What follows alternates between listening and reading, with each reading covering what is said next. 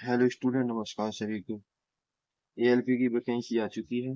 ठीक है, किसकी वैकेंसी?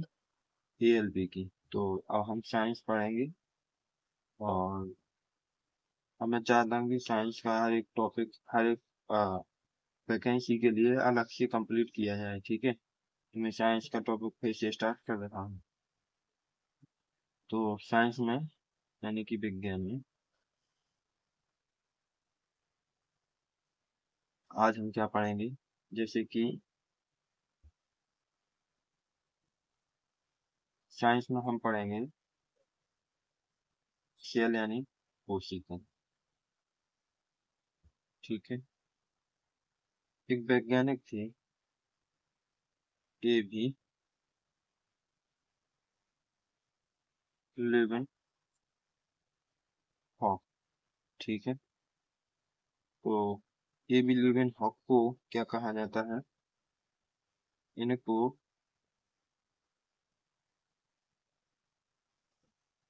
सूक्ष्म जीव विज्ञान के पिता कहा जाता है। ठीक है, पिता कहा जाता है। ठीक है, अच्छा। अब इन्होंने खोज किस किस की थी? तो ए बी लिविन हॉक ने सबसे पहले इन्होंने सर्वप्रथम जीवित कोशिका की खोज की थी। जीवित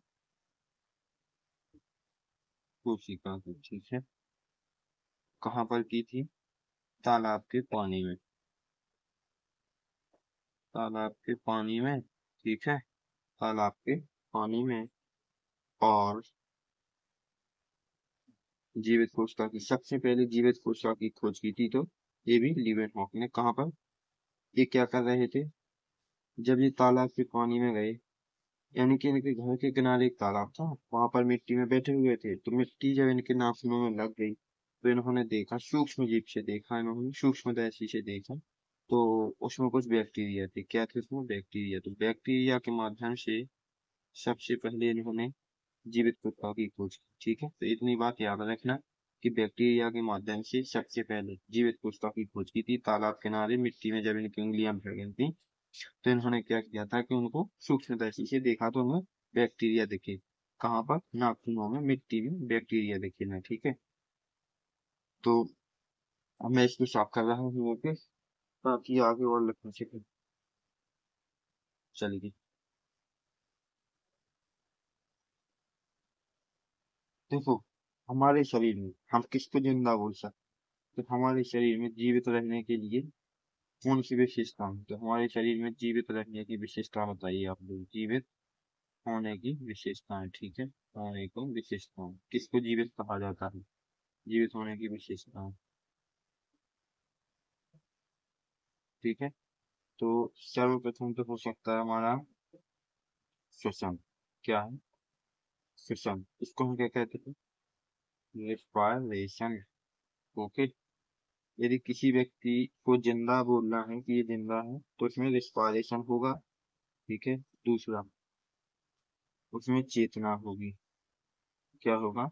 उसमें चेतना होगी, यानी कि कॉन्सियसनेस होगी। ठीक है, तीसरा, मेटाबॉलिक यानी कि उपापचय, उपापचय होगा। ठीक है, क्या कहते हैं इसको? मेटाबॉलिक।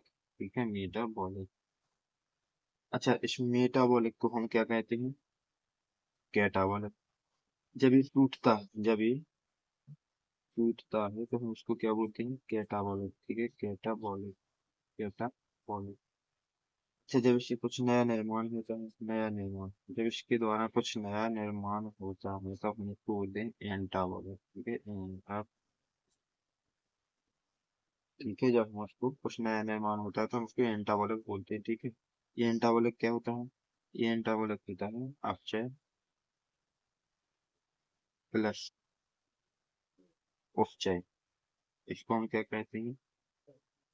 चयापचय। क्या कहते हैं? चयापचय या उपापचय। ठीक है, इतनी बात बहुत नोट्स कर लेना, इसको नोट्स बना लेना, क्योंकि मैं साइंस पढ़ा रहा हूँ तो आपको नोट्स बनाना बहुत जरूरी है, ऐसे नहीं सीख पाओगे। और मैं इतने विस्तार से समझा रहा हूँ एक एक चीज को, मैं एक सेल को अच्छे से समझाता हूँ, ठीक है। चलिए मैं इसको मिटा रहा हूँ क्योंकि मैं दूसरे वैज्ञानिक की बात करने जा रहा हूँ।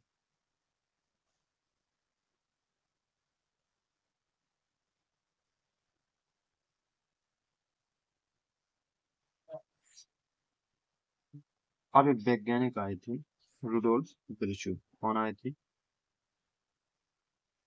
Rudolf Virchow. इनका नाम था रुडोल्फ रुडोल्फ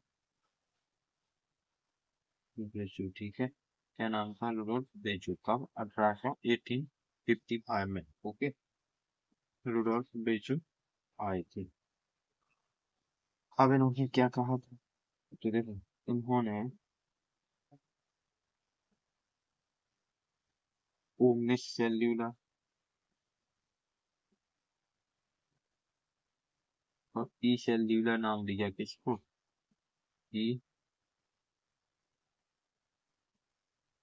सेल्यूला नाम दिया किसको? और क्या कहा? सभी कोशिकाएं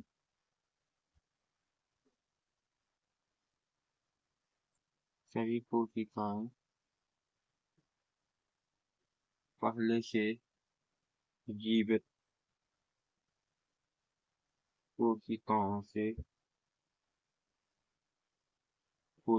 से निर्मित हैं। क्या कहा था?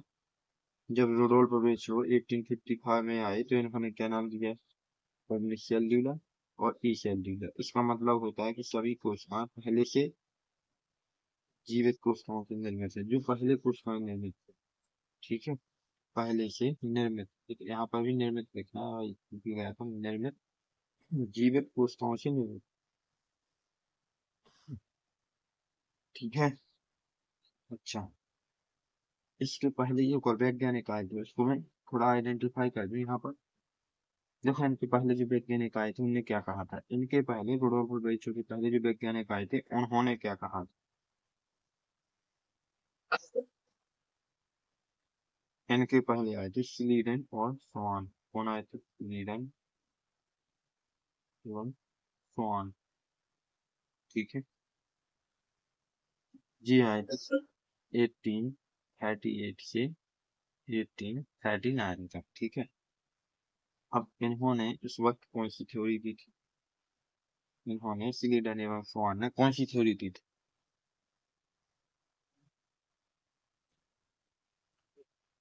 जब स्लीडन और स्वान आए, जब स्लीडन एंड स्वान, कौन आया था? स्वान, ठीक है। तो इन्होंने क्या कहा था? स्लीडन और स्वान ने इन्होंने कहा था कि सभी पादप सभी पादप पादप कोशिका से निर्मित है। किससे है? पादप कोशिका से क्या है? निर्मित, ठीक है। अब इन्होंने दो वैज्ञानिक हैं, दोनों की मत वो है बुद्धि। इन दोनों वैज्ञानिकों की एक ही बुद्धि है। दोनों ने कहा था कि सब, देखो, लीडर में कौन अलग अलग वैज्ञानिक, लेकिन दोनों ने कहा था कि सभी पादप पादप कोशिकाओं से निर्मित है और सभी जंतु जंतु कोशिका से निर्मित। किससे? सभी जंतु कोशिका से निर्मित है, ठीक है। जंतु कोशिका से निर्मित है, ओके, ठीक है। इस बात को अच्छे से दिमाग में बैठा लेना। अच्छा, अच्छा, मुझे एक बात और बताइए आप लोग कि जो अरस्तु हैं वो क्या, अरस्तु कौन थे? अरस्तु कौन थे? तो इनको जीव विज्ञान का जनक माना जाता है, ठीक है। अरस्तु को जीव विज्ञान का जनक माना जाता है, ठीक है। तो पूछता है एग्जाम, अरस्तु के बारे में तो बहुत कुछ लिखा है। जीव विज्ञान के जनक किसको कहा जाता है? अरस्तु को, ठीक है, जीव विज्ञान के जनक, ओके। इसके बाद में अब हम बताएंगे,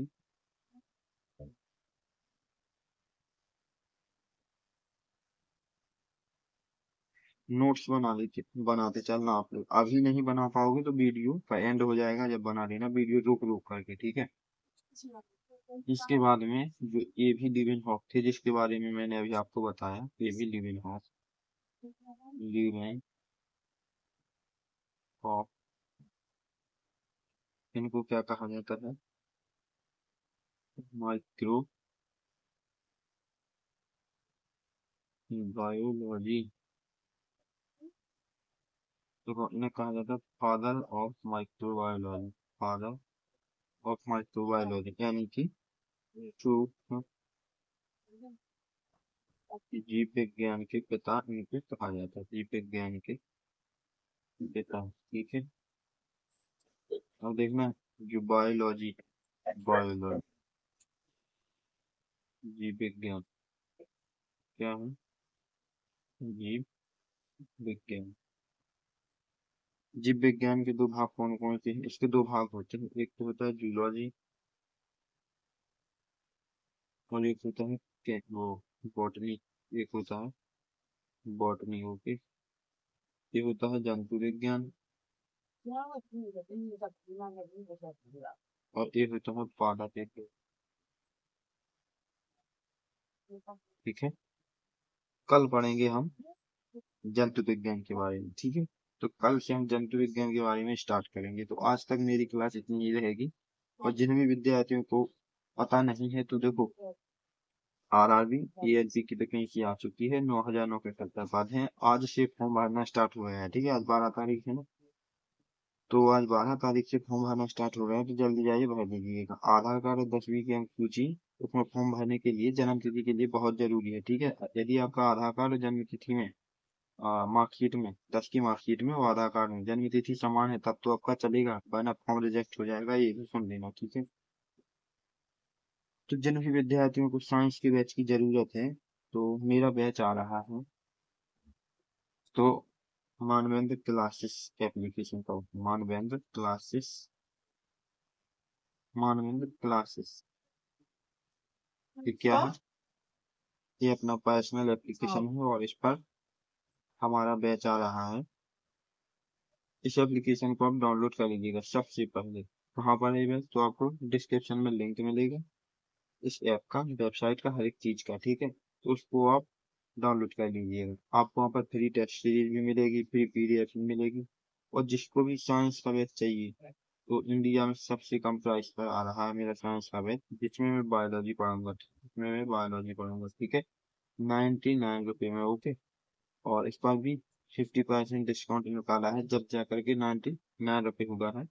और कूपन कोड क्या लगाना है आपको, कूपन कूपन कोड क्या लगाना है डिस्काउंट पाने के लिए, MC098, एक कूपन कोड लगाना है। ओके,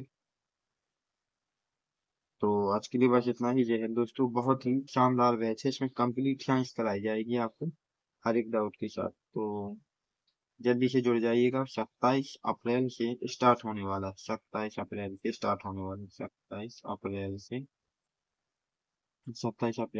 स्टार्ट होने वाला है। ठीक है, अब टाइम मैं उस पर शेड्यूल कर दूंगा कि कितने टाइम पर स्टार्ट होगा, तो वो टाइम आपको पेज में दिख जाएगा। जल्दी से जुड़ जाइएगा, और फिर नहीं मिलेगा, क्योंकि 99 रुपये में कोई नहीं देगा, 99 रुपये में पूरी इंडिया में बैच नहीं मिलेगा। ठीक है, जो मैं दे रहा हूँ। ओके, वो मैंने इसलिए कह दिया क्योंकि हर एक विद्यार्थी तो नहीं लिख सकता है, और मेरे डिफरेंट डिफरेंट बैच हैं, एएलपी का अलग है, जीडी का अलग है, ग्रुप डी का अलग है, और एनटीपीसी का अलग है। हर एक बैच मेरा साइंस का अलग अलग होता है। ठीक है, तो आज के लिए बस इतना ही, और वीडियो को जरूर शेयर कर देना, जो और भी बच्चे बैच नहीं ले पाते वो यहाँ से बैच ले सके। ठीक है, जय हिंद दोस्तों।